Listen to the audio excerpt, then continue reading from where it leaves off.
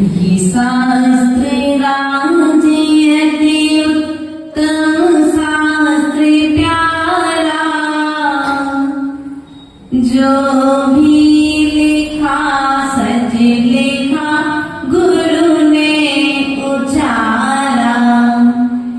जो जो रहस्य इसमें गुरु आप खोलो,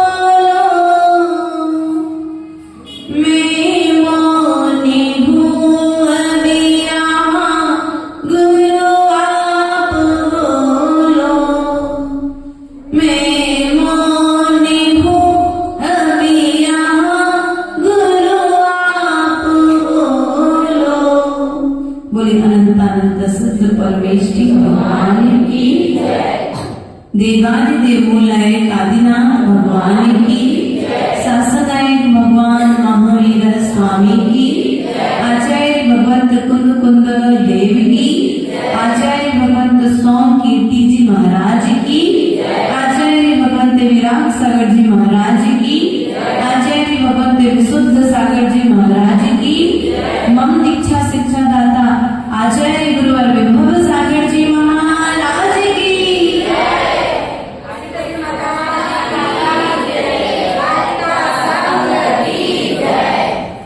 हमारे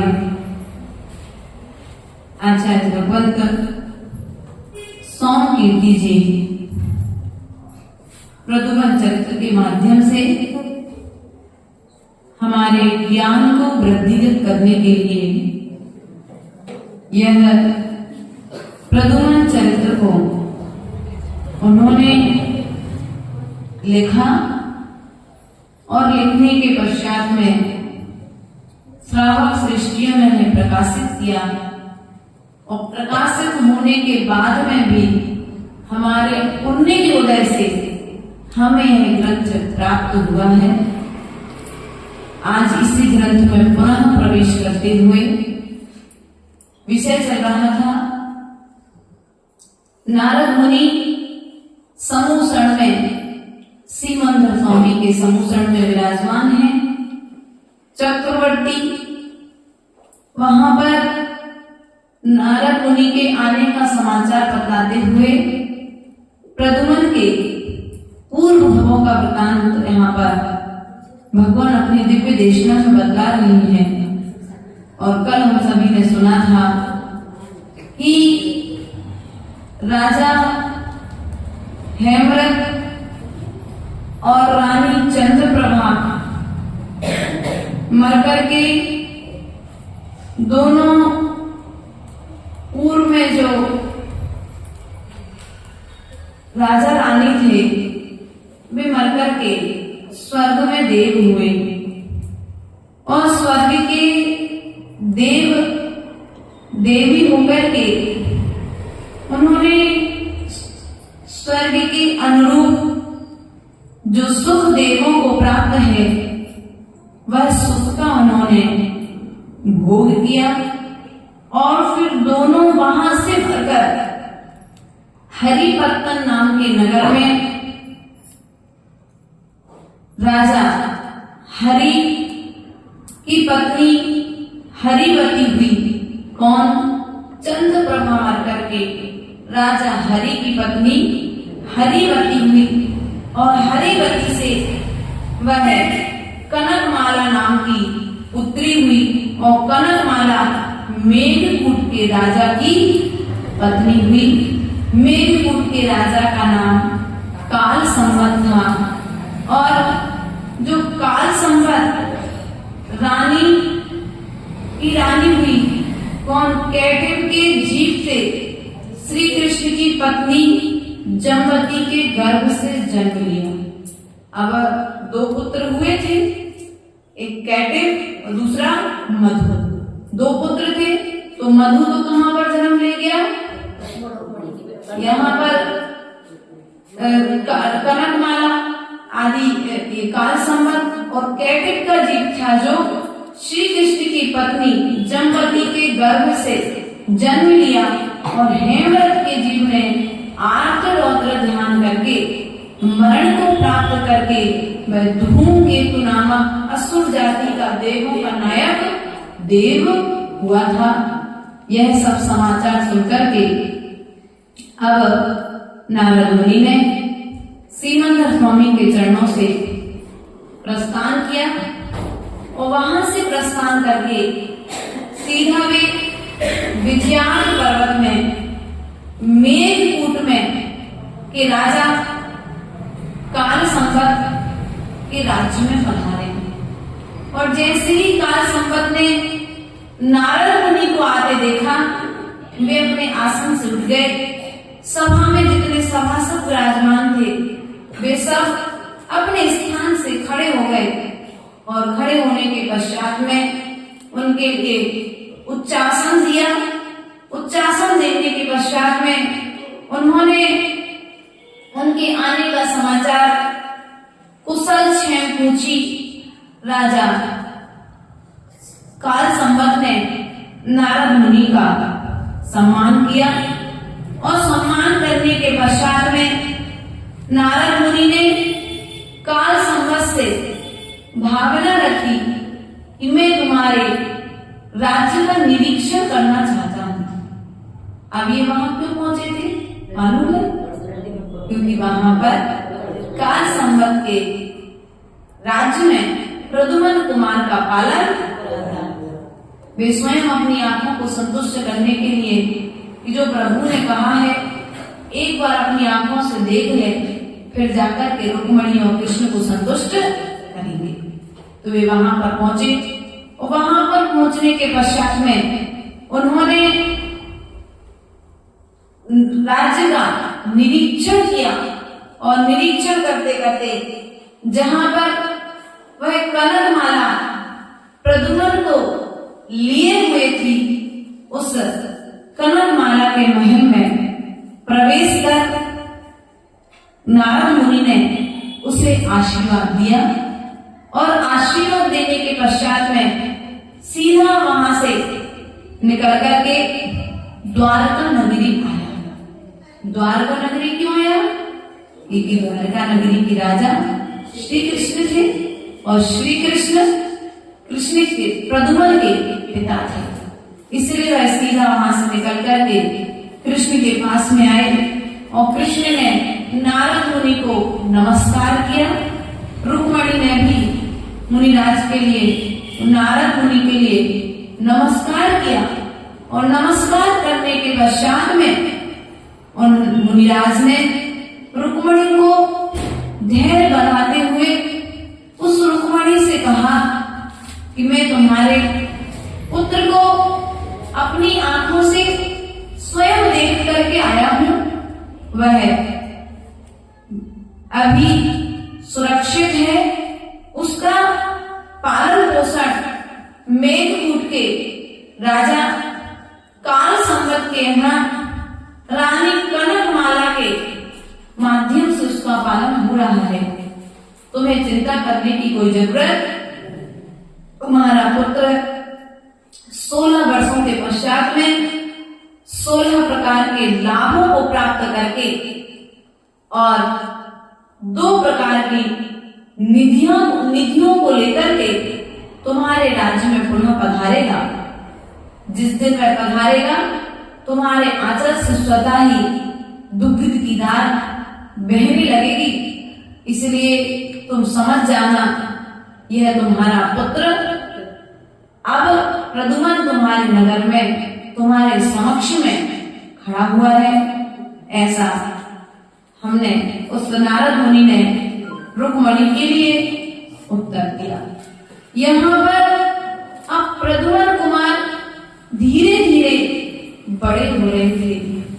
जब तक बच्चा छोटा रहता है तब तक माता पिता को बच्चों की ज्यादा चिंता नहीं रहती, लेकिन जैसे जैसे बच्चा बड़ा होता जाता है वैसे वैसे माता पिता की चिंता भी बढ़ती जाती है।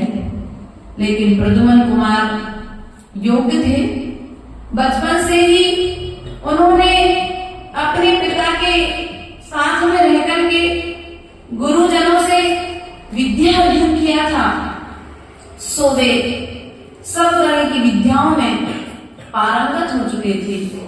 वे प्रद्युम्न कुमार अपने पिता के साथ में कई बार युद्ध करने के लिए जाते थे और युद्ध करने के पश्चात में विजय प्राप्त करके आते थे और विजय प्राप्त करने के पश्चात में कई बार वे अपने पिता से निवेदन करते थे, अब मैं जब योग्य हो चुका हूं तो आपको युद्ध में जाने की जरूरत क्या है। तो कई बार अपने पिता की आज्ञा को प्राप्त कर वे अकेले ही युद्ध करने के लिए जाते थे। योग्य पुत्र को देख करके पिता ने एक दिन प्रद्युम्न कुमार के लिए युवराज पद देने की घोषणा की और युवराज पद बनाने के लिए उस प्रद्युम्न कुमार के लिए एक उत्सव का आयोजन किया गया और जब उत्सव का आयोजन हुआ तो चारों तरफ प्रद्युम्न कुमार की प्रशंसा होने लगी, उसकी योग्यता की प्रशंसा होने लगी, उसके रूप सौंदर्य की प्रशंसा होने लगी, उसके बल की प्रशंसा होने लगी, उसकी बुद्धि चातुर्य की प्रशंसा होने लगी। सभी प्रजाजन तो प्रशंसा कर रहे थे, लेकिन उसकी जो 500 माताएं थी और उसके जो 500 भाई थे, वे 500 भाई इस प्रद्युम्न कुमार से ईर्ष्या करने लगे। उनकी माताओं के लिए भी ऐसा लगने लगा कि पुत्र एक हो लेकिन योग्य हो। ऐसे 500 पुत्र प्राप्त करने से क्या लाभ जो माता पिता के गौरव को न बढ़ा पाए। ऐसी हीन भावनाएं ये माताएं अपने पुत्रों से कई बार कहती और उनके साथ हीन व्यवहार करती और एक दिन इन 500 माताओं ने अपने 500 पुत्रों से कहा कि जाओ, यदि तुम में कुछ शौर्य है और कुछ तुम में ताकत यदि शेष बची है तो प्रद्युम्न कुमार का मरण कर दो। कभी माता, सौतेली माता ऐसा कर सकती है और उन्होंने उससे आज्ञा दे दी। आज्ञा प्राप्त करने के पश्चात में वे पुत्र कई बार मौका देख करके उस प्रद्युम्न कुमार के लिए भोजन के साथ विष मिला करके देते थे, लेकिन उस प्रद्युम्न कुमार पर उस विष का कोई असर, क्योंकि यदि पुण्य शेष है, आयु कर्म शेष है तो विष भी तुम्हें मरण को प्राप्त नहीं करा सकता। पुण्य उदय से उस जीव की बार बार रक्षा हो जाती है। जब वे पुत्र हार गए तो उन्होंने एक दिन योजना बनाई, क्यों ना हम जिनालयों की तीर्थ वंदना करने के लिए चले और नीति पूर्वक वे प्रद्युम्न कुमार को अपने साथ में ले गए और ले जाने के पश्चात में उन्होंने एक गुफा में प्रवेश करा दिया प्रद्युम्न कुमार के लिए। और गुफा में प्रवेश कराने के पश्चात उन्होंने उस गुफा को बाहर से चट्टान से बंद कर दिया।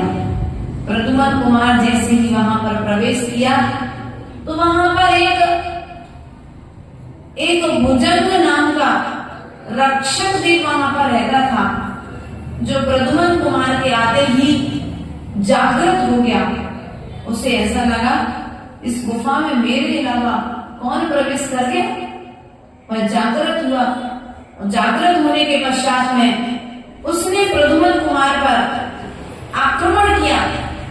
प्रद्युम्न कुमार ने अपनी योग्यता के बल पर, युद्ध कौशल के बल पर उस देव को जीत लिया और जीतने के पश्चात में वह देव प्रद्युम्न कुमार को नमस्कार करने लगा। उस देव ने, जो अभी मारने के लिए आया था, जो देव युद्ध कर रहा था, अब वही देव उस प्रद्युम्न कुमार के लिए नमस्कार कर रहा है। इसलिए ध्यान रखना, मनुष्य तुम्हारे बस में आए या ना आए, लेकिन देवों को बस में करना बहुत आसान है। प्रद्युम्न कुमार ने उस देव को अपने बस में कर लिया। उस देव ने प्रद्युम्न कुमार के लिए स्थान दिया और स्थान देने के पश्चात में उसे अपना पूर्व जन्म का वृतांत सुनाया। उसने कहा, प्रद्युम्न कुमार, मैं पूर्व जन्म में अलंकार नगर के राजा कनकनाभि और राजा रानी अनिला का पुत्र हिरण्यनाभि हूँ। मैंने मुनि दीक्षा ले ली और मुनि दीक्षा लेने के पश्चात में कनकनाभि ने गुरु के समक्ष अध्ययन कर तब के बल पर केवल ज्ञान को प्राप्त कर लिया। कनकनाभि कौन था? राजा। कौन था राजा? कनकनाभि राजा था। उसने गुरु से अध्ययन करके केवल ज्ञान को प्राप्त कर लिया और एक दिन हिरण्यनाभि कौन था? कनकनाभि का पुत्र, जो पूर्व में सुखपूर्वक राज्य करता था। एक दिन उसने अपने देव योग से राज्य को देखा और राज्य को देख करके, अपनी सेना को देख करके, अपनी संपत्ति को देख करके, अपने पत्नियों को देख करके, पुत्र आदि वैभव रत्न संपदा को, सौंदर्य को, सबको देख करके वह उससे उन सबको देख करके वैराग्य प्राप्त हो गया। उसी सब चीजें तुच्छ दिखने लगी और वह एक दिन देव योग से संपत्ति प्राप्ति के लिए गुरु द्वारा सिखाई गई।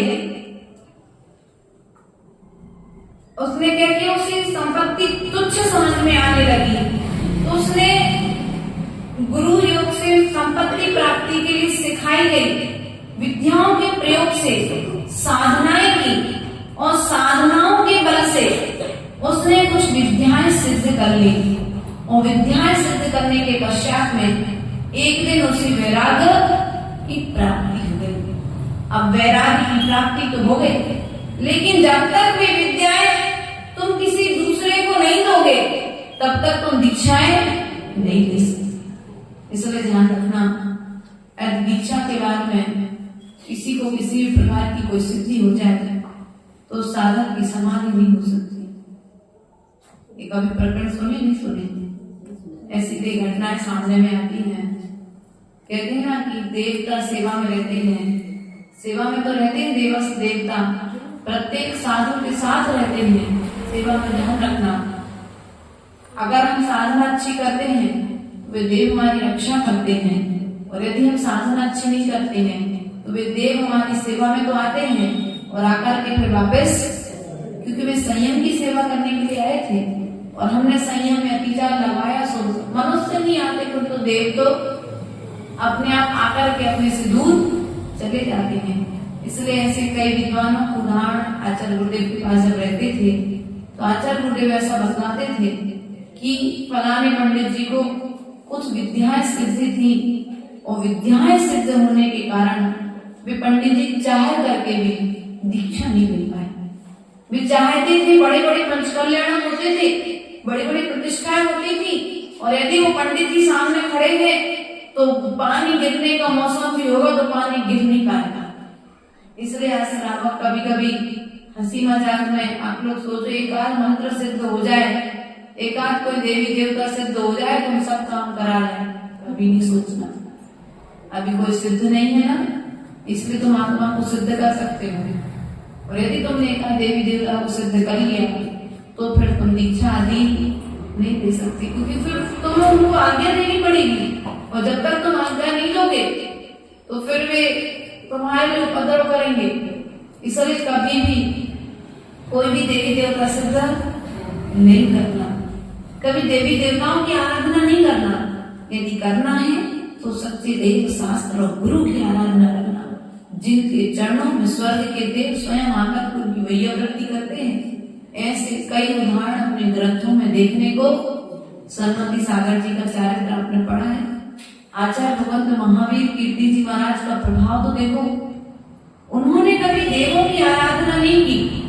वे महावीर कीर्ति आचार्य, जिनका ग्रंथ हम अभी संध्याकालीन वेला में पढ़ते हैं, रात को आप लोग वाचन करते हैं, हम लोग सुनते हैं। वे महावीर कीर्ति महाराज का प्रभाव इतना था भैया, यदि महावीर कीर्ति आचार्य के लिए, आचार्य ने किसी के लिए आशीर्वाद दे दिया तो वो काम पूरा बनना ही बनना है। महावीर कीर्ति जी, आचार्य विमल सागर जी, आचार्य सरमती सागर जी, इनको वचन सिद्धि थी। इसलिए देव हमारी सेवा करें, हम देवों की सेवा निभाएं, तो दोनों से पर्याय मानना शास्त्र है। जो हमारी चरण वंदना करने आ रहे, हम उनकी चरण वंदना करने लगे, सम्मान देना, जय जिनेन्द्र करना है सबको। क्या करना है? सबको जय जिनेन्द्र करना है। अपमान किसी का भी नहीं करना है, क्योंकि साधर्मी आप भी हो और साधर्मी भी स्वर्ग के देव भी है। तो क्या करोगे?